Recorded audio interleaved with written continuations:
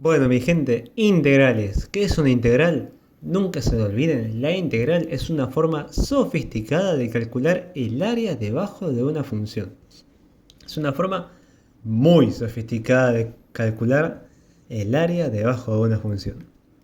Primero, ¿qué pasa si yo quiero calcular esta área?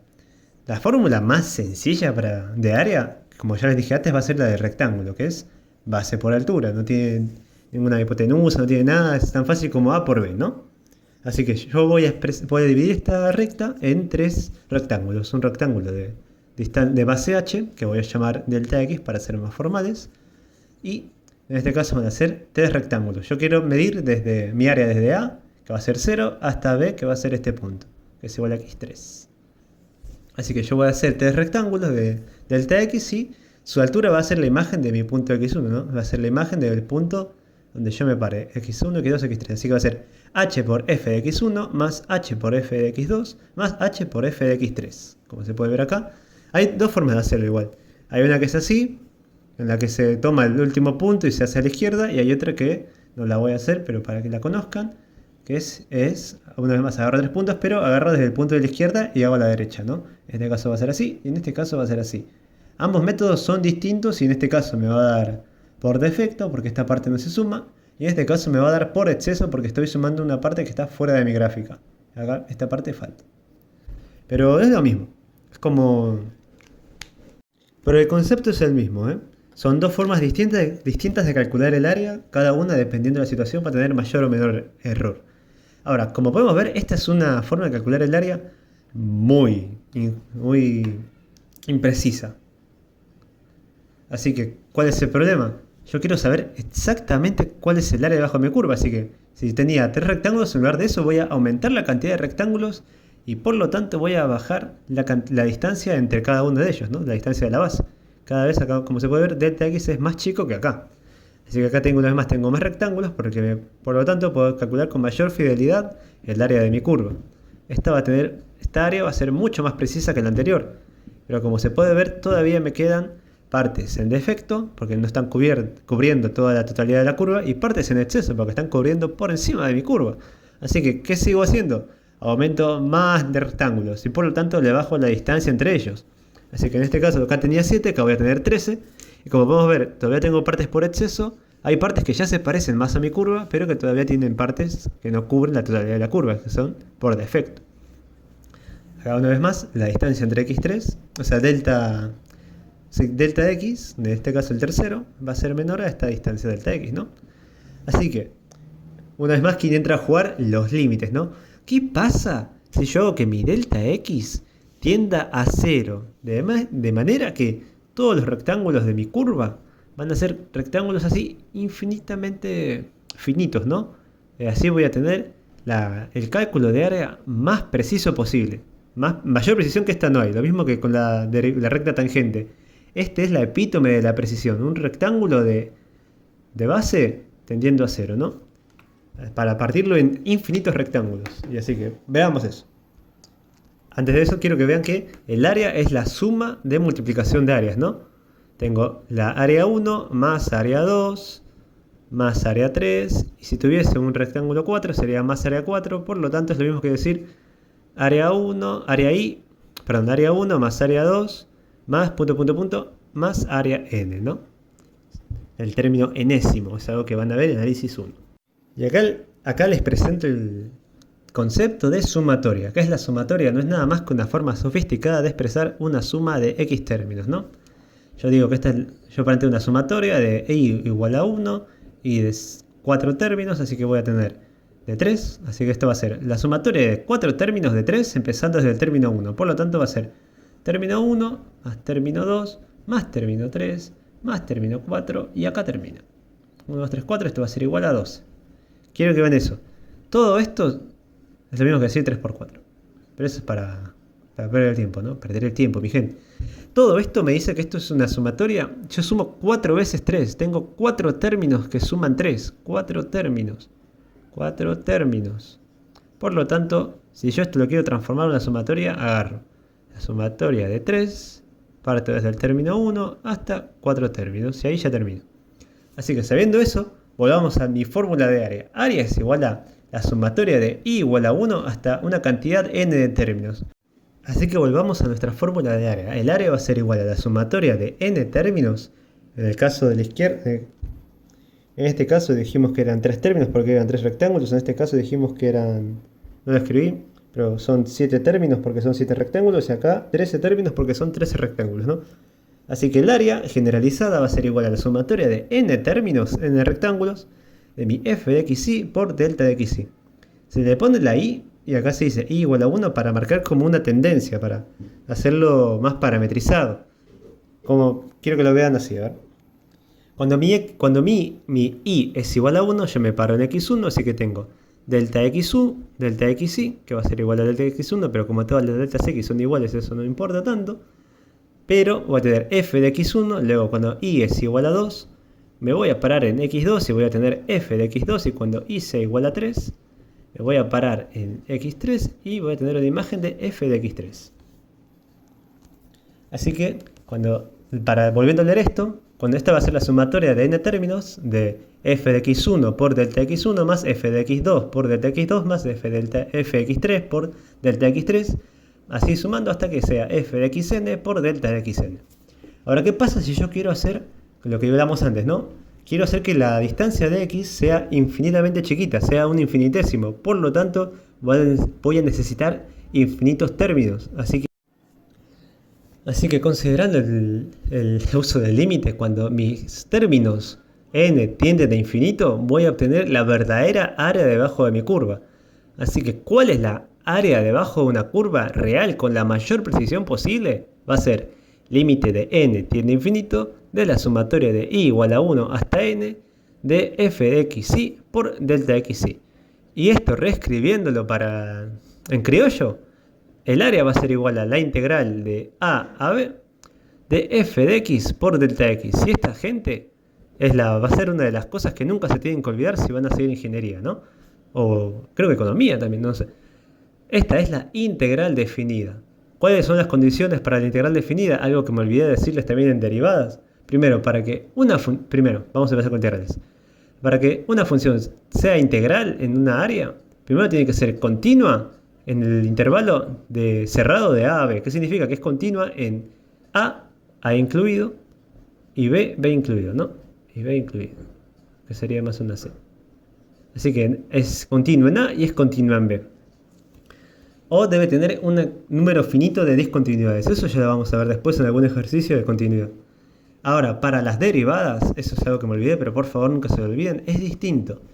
Para las derivadas, lo único que te piden es que sea continuo, pero en un intervalo cerrado. F de x para la derivada, ¿no? Para f de delta x tiene que ser continua, pero en el intervalo abierto de a a b.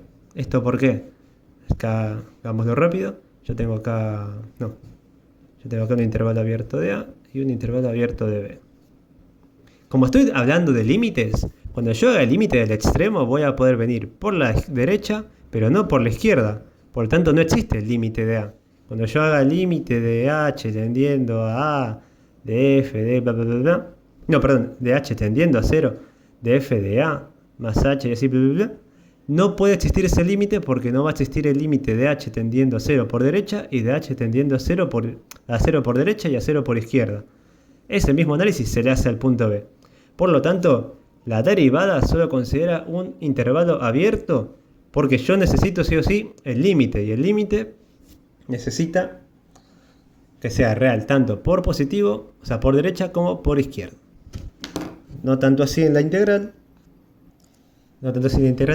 porque la integral necesita esa condición extra de que sus extremos tienen que ser continuos. Porque volviendo a la función, si esta parte no existiese o esta parte no existiese, yo no puedo calcular mi delta x, porque no va a existir mi f de x. Mi f de x no va a existir, por lo tanto acá sería un término nulo o término... Bueno, gente, y finalmente la integral definida. Si la derivada es la madre del análisis, la integral es el padre. O ambos son las madres o ambos son los padres. No importa, amor es amor. Así que, ¿qué dice? La integral definida tiene esta fórmula. La primitiva, se le llama de primitiva, ¿no? Primitiva porque viene antes, esa es una muy buena forma de llamarla, antes que antiderivada. la primitiva la primitiva de x es igual a la integral de f de x indefinido porque no hay ningún término arriba ni abajo de la integral. Se le llama definida porque va de a a b. En cambio, si es indefinida, no va de ningún lado a ningún lado. De nada a nada. Está vacío en ambas partes. De f de x más c. O sea que la primitiva de x es igual a la integral de f de x más c. F de x por dx, perdón, más c. Por lo tanto, esta se le llama primitiva si y solo si la derivada de la primitiva es igual a mi f de x original. O sea que la derivada de f de x va a ser igual a la derivada de la integral de f de x más c. Por lo tanto, la integral de esto, como ya vimos antes, va a ser f de x y la integral de c va a ser una constante. Así que esto va a ser igual a f de x. Y eso es lo más importante. Esa es la relación primordial entre la derivada y la integral. La derivada es la inversa de la integral y la integral es la inversa de la derivada. Si yo quiero matar una integral, la debo derivar. Y si yo quiero matar una derivada, la debo integrar. No sé, fx derivada de x, la tengo que integrar para obtener mi x. Y quiero que no se olviden de eso. Uno borra lo que hizo la otra. Así que un ejemplo más simple. Yo tengo una f de x que es igual a 3x y le voy a sacar la integral. Luego, integrar es un bodrio, gente. Derivar es 3 pasos, ¿no? Ahí van a ver las tablas, van a ver reglas. Luego vamos a ver algunas reglas seguramente. O propiedades, no sé qué tanto las reglas. Pero es muy fácil, ¿no? Es como destruir es facilísimo, pero integrar es construir. Construir es lo más difícil que existe en esta vida. La integral de 3x, por ejemplo, la integral de x a la n es igual a integral de x a la n de diferencial de x. Por favor, nunca se olviden del diferencial, eso es importante. Si yo solo hago integral de x a la n y no pongo mi diferencial, es como decir, me llamo, esta, ¿no? No tengo ningún nombre. Este es el documento de mi integral. Me va a decir en base a qué estoy considerando, cuál es mi variable que estoy integrando. En R1, bueno, en R2 si se quiere, es una pavada, hay una sola incógnita que es x, pero luego capaz llegamos a ver, ¿no? Integrales derivadas, integrales triples, integrales dobles. No tengan miedo, no hay que tenerle miedo. Es una pavada, gente. No hay que tenerle miedo porque no se preocupen. Si pude yo, van a poder ustedes. Y yo no sé hablar. Así que la integral de x a la n, van a ver por tabla de integrales, es x a la n más 1 sobre n más 1. Así que considerando eso, la integral de 3x va a ser igual a 3x al cuadrado, o sea, va a ser 1. Esto va a ser 1 más 1, que es 2, sobre 1 más 1, que es 2. 3x al cuadrado sobre 2 más c. ¿Qué significa? Que si ahora esta va a ser mi primitiva, ¿no? Esto es lo mismo que escribir primitiva de f de x. Usualmente van a ver que la primitiva se hace con mayúscula y la función real se hace es que no es minúscula, es minúscula cursiva si se quiere, ¿no? Conocí gente, no, es minúscula nada más, perdón. Ahí fe de ratas, ¿no? Gente, yo no sé hablar y supe hacer integrales triples, no tengan miedo. Así que la primitiva de x es igual a 3x al cuadrado sobre 2 más c. Si yo le hago la derivada de mi primitiva, tengo que hacer la derivada a ambos lados. Eso sí, eso también, si hago integral a un lado, tengo que hacer integral al otro. Si hago derivada a un lado, tengo que hacer derivada al otro. Eso nunca se olviden, ¿no? Lo que le hago a la izquierda, le tengo que hacer a la derecha. Así que la derivada de la primitiva va a ser igual a la derivada de 3x cuadrado sobre 2 más c. Así que la derivada de x cuadrado baja el 2, va a ser 3 por 2x sobre 2, se van estos dos y solo me queda 3x. Y la derivada de una constante, ya lo vimos, es igual a 0. Por lo tanto, acá se demuestra que la derivada de mi primitiva me devuelve mi original. Y la integral de mi... Bueno, y también cómo se calcula la integral, ¿no? Y eso es todo. También eso explica por qué nunca se olviden el término independiente. El término independiente es obligatorio para las integrales indefinidas. ¿Por qué? Porque hay infinitas primitivas para una f de x. La única forma para sacarnos este c es tener alguna condición inicial.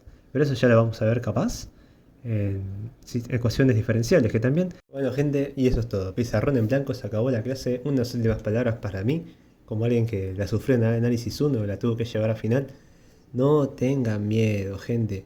Se puede, se puede. Si se desaprueba el primer parcial no pasa nada. Si se aprueba el segundo parcial no pasa nada. Se va al recuperatorio, se va al segundo recuperatorio, se vuelve a cursar. No tengan miedo, gente. Lo más importante para la carrera de ingeniería es que nunca se rindan y que se choquen con la pared la cantidad de veces que haga falta. Que nadie les meta en la cabeza que la ingeniería no es para ustedes. Si un profesor le dice eso, es una mentira. Pero por favor, no se dejen psicopatear por nadie.